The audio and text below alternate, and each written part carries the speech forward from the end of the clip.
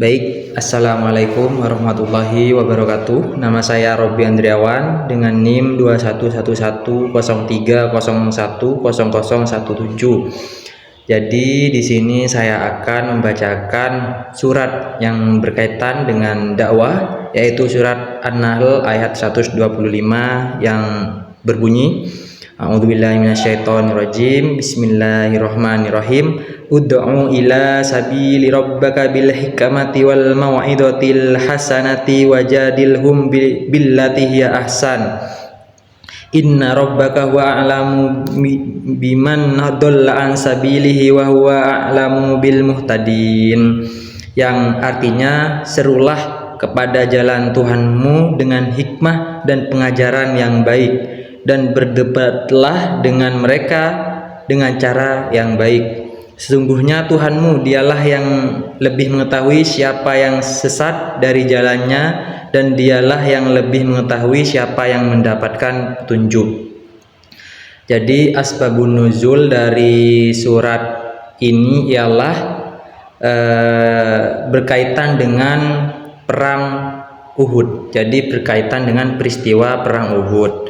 Nah, surat An-Nahl ayat 125 ini turun setelah Nabi Muhammad SAW melihat jenazah 70 sahabatnya yang mati syahid dalam perang Uhud, termasuk pamannya yang bernama Hamzah. Kemudian ayat ini diturunkan agar dibuat perjanjian gencatan senjata dengan orang-orang Quraisy. Allah memberitahukan kepada Nabi Muhammad mengenai cara berdakwah yang menekankan hikmah. Jadi menurut pendapat saya, surat ini menjadi landasan utama kepada setiap orang untuk berdakwah, menyerukan suatu kebenaran kepada sesama manusia yang lain, seperti itu. Jadi serulah kepada jalan Tuhanmu dengan hikmah dan pengajaran yang baik, seperti itu. Baik, yang nomor 2 di sini penjelasan tentang dakwah dan komunikasi. Jadi yang saya ketahui, dakwah ini ialah suatu proses penyampaian pesan-pesan keagamaan, seperti itu, kepada orang lain dengan tujuan memberitahukan kebenaran, seperti itu. Sementara komunikasi sendiri ialah penyampaian pesan dari komunikator kepada komunikan. Nah, jadi keduanya, antara dakwah dan juga komunikasi, merupakan suatu hal yang sangat berkaitan erat, seperti itu. Ketika kita berdakwah, pastinya kita berkomunikasi, seperti itu. Jadi komunikasi ini merupakan alat ketika kita sedang berdakwah, seperti itu.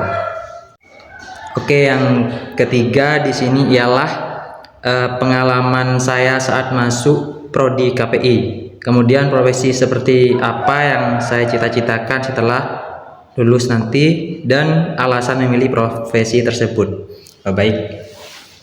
Jadi pengalaman saya masuk di prodi Komunikasi dan Penyiaran Islam itu pastinya sangat bahagia dan senang sekali gitu ya, karena bisa dapat belajar terkait komunikasi, terkait banyak hal, terkait dakwah, kemudian terkait agama juga.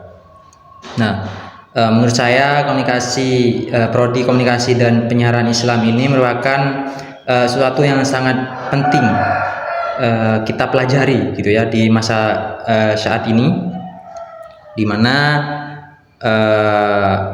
berkomunikasi yang baik itu merupakan suatu skill utama dalam pengembangan bakat seseorang. Kemudian profesi yang saya cita-citakan, saya ingin menjadi seorang wartawan dan juga jurnalis, seperti itu. Mengapa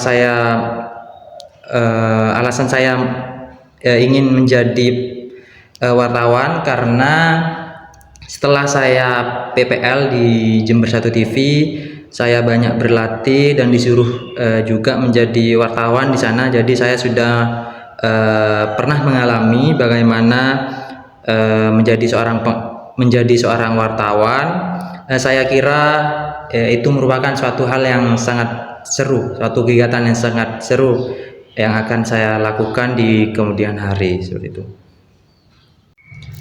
Baik, yang keempat ialah urgensi prodi komunikasi dan penyiaran Islam pada era saat ini dalam konteks dakwah dan komunikasi.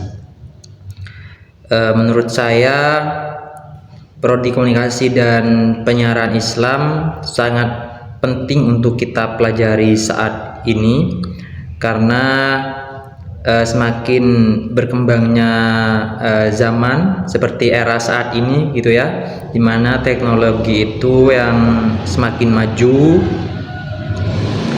kita berdakwah, menyampaikan suatu pesan dakwah lebih fleksibel dengan menggunakan media-media yang baru seperti media sosial, seperti itu. Bisa lewat media sosial TikTok, YouTube maupun yang lain seperti Instagram, WhatsApp ataupun Facebook. Nah, itu dirasa lebih efektif pada era saat ini daripada kita berdakwah secara langsung tatap muka menggunakan lisan, seperti itu. Karena memang eranya sudah berubah. Eranya sudah menggunakan teknologi yang banyak menggunakan internet, seperti itu, seperti media sosial itu tadi, seperti itu menurut saya. Jadi sangat penting untuk mempelajari komunikasi dan penyiaran Islam, karena di situ kita belajar terkait penggunaan penyebaran pesan-pesan dakwah lewat media sosial mengikuti zaman, seperti itu.